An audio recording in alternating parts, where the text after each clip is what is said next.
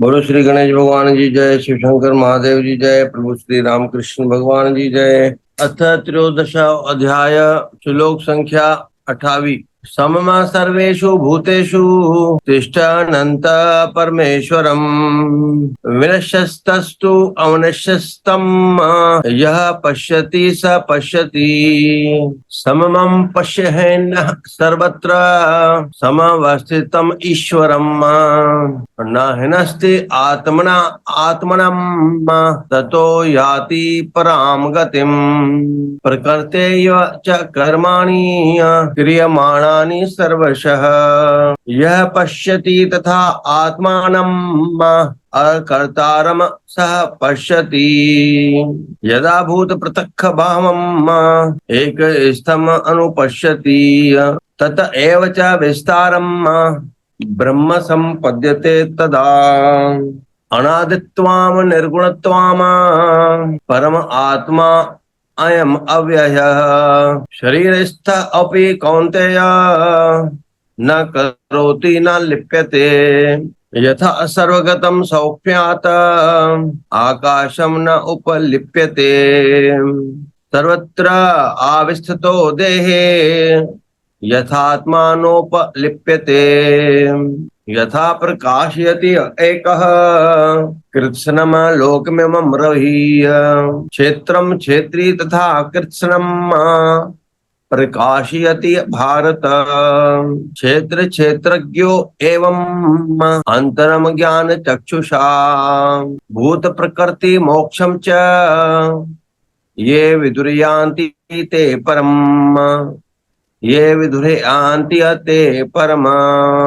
ओम तत्सदिति श्रीमद् भगवद गीता उपनिषत्सु ब्रह्म विद्यायाम योग शास्त्रे श्री कृष्ण अर्जुन संवादे क्षेत्र क्षेत्रज्ञ विभाग योगो नाम त्रयोदश अध्याय विश्राम। जय सदाराम। तो कल भगवान बता रहे थे कि श्रवण की कितनी महिमा होती है, और फिर आगे भगवान ने बताया कि क्षेत्र और क्षेत्रज्ञ के संयोग से ही उत्पन्न जान, कि जो भी प्राणी मात्र है, चाहे स्थावर हो चाहे जंगम हो, कि क्षेत्र और क्षेत्रज्ञ के संयोग से बन, यानी प्रकृति और पुरुष दोनों ही जरूरी।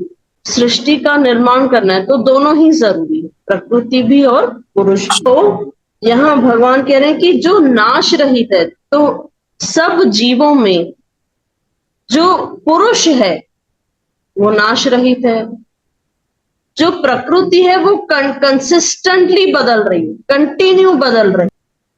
तो प्रकृति का स्वभाव है कंसिस्टेंटली चेंज होना, कंटिन्यू चेंज, और पुरुष का स्वभाव है कि कभी न बदलना, स्थिर रहना।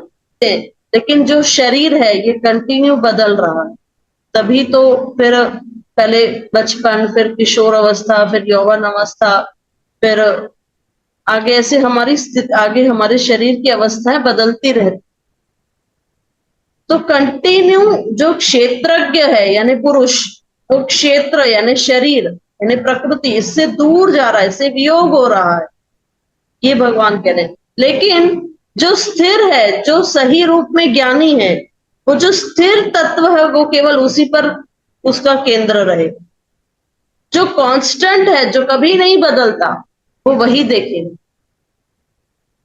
लेकिन जो अज्ञानी है वो केवल वही पुरुष शरीर यानी उसी प्रकृति तक ही सीमित रह जाएगा, जो कंटिन्यूसली बदलता है।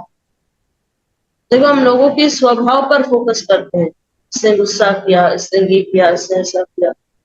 अब वो तो जो कंटिन्यू चेंज हो रहा है, किसी का भी स्वभाव एक जैसा रहता है? कंटिन्यू हम गुस्से में रह सकते हैं? नहीं। कंटिन्यू हम ऑलवेज कीप स्माइलिंग, ऐसे भी तो नहीं रह सकते।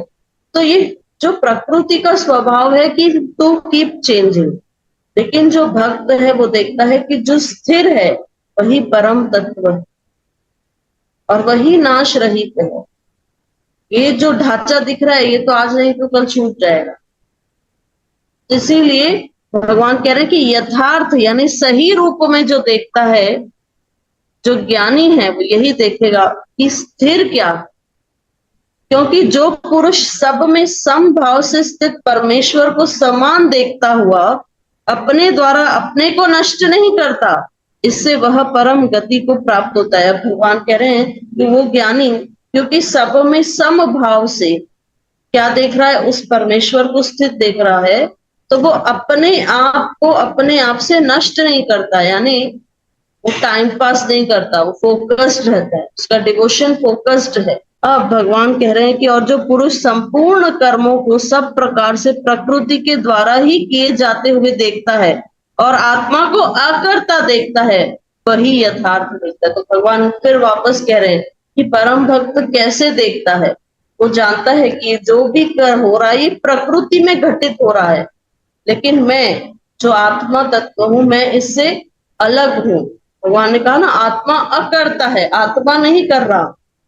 तो जो अकर्ता भाव में, अब क्योंकि तुम अकर्ता हो गए तो तुम भोगता भी नहीं हो, कल सेम बात आई थी, अगर करता नहीं है तो फिर भोगता भी नहीं है, और अगर करता है तो फिर भोगेगा भी, क्योंकि भाव वही है कि मैं कर रहा हूं।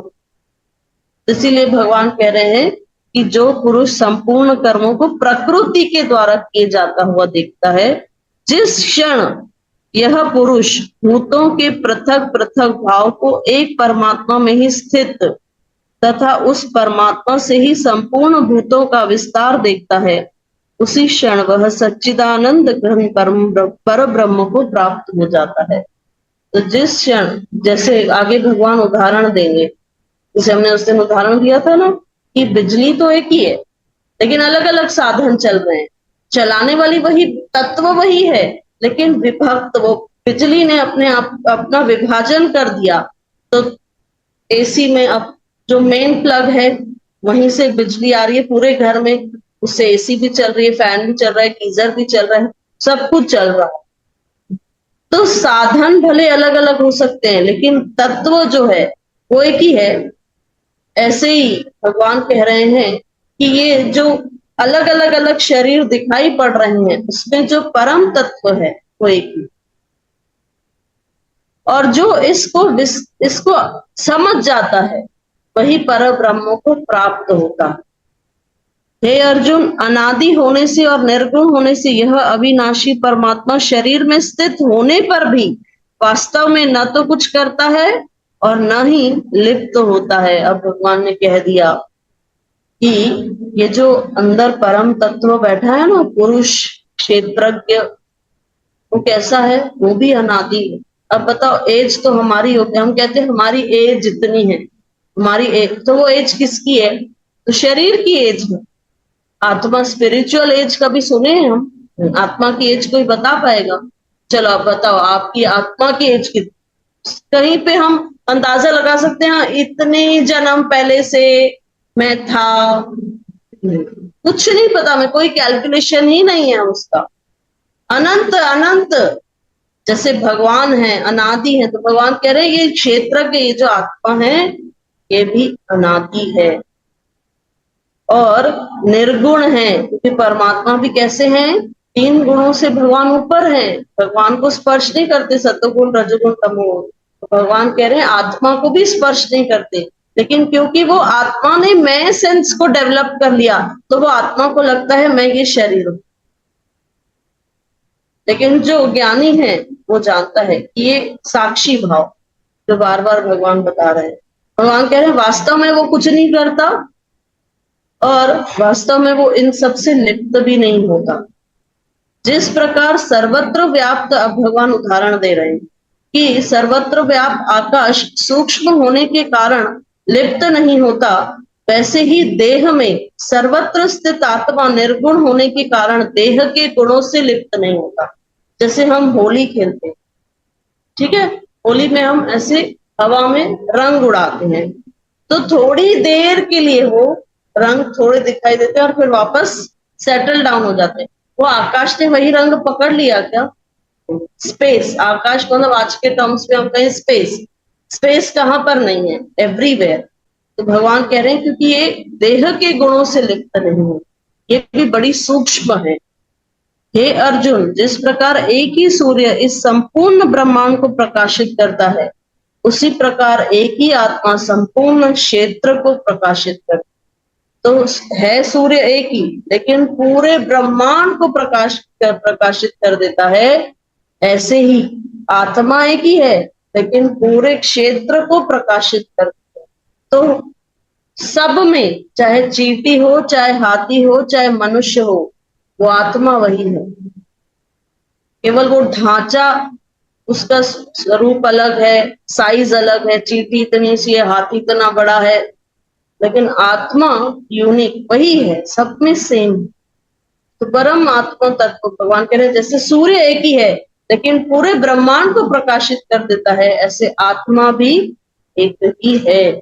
अब भगवान कह रहे हैं कि इस प्रकार क्षेत्र और क्षेत्रज्ञ के भेद को तथा कार्य सहित प्रकृति से मुक्त होने को जो पुरुष ज्ञान नेत्रों द्वारा तत्व से जानते हैं, वे महात्मा जन परम ब्रह्म परमात्मा को प्राप्त होते हैं। तो भगवान कह रहे हैं कि जो इस क्षेत्र और क्षेत्रज्ञ इन दोनों को जानता है तत्व से, वो मुक्त होने को जो पुरुष ज्ञान के नेत्रों द्वारा जो जानता है कि क्षेत्र और क्षेत्रज्ञ ये दोनों अलग हैं, इन दोनों के भेद को समझता है, वही महात्मा पर ब्रह्म परमात्मा को प्राप्त करता है।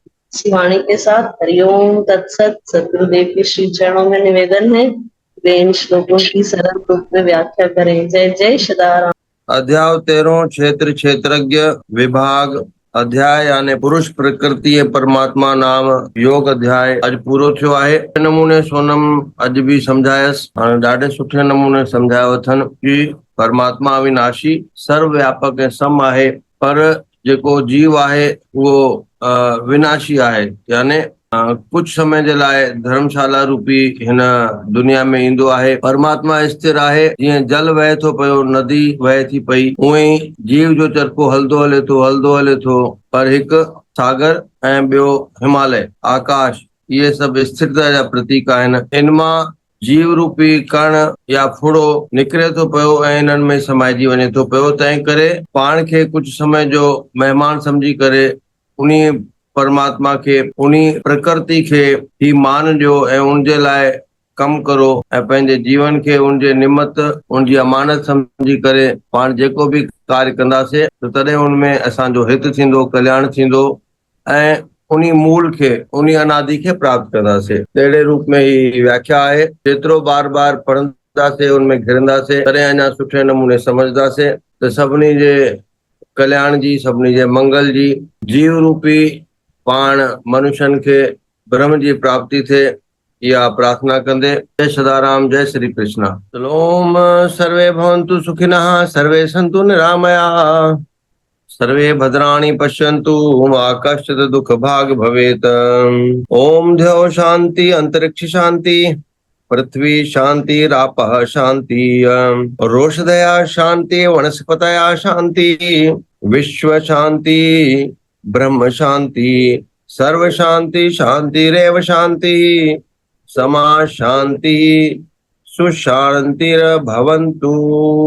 ओम पूर्णमदः पूर्णमिदं पूर्णात् पूर्णमुदच्यते पूर्णस्य पूर्णमादाय पूर्णमेवावशिष्यते। ओम शांति शांति शांति। ओम।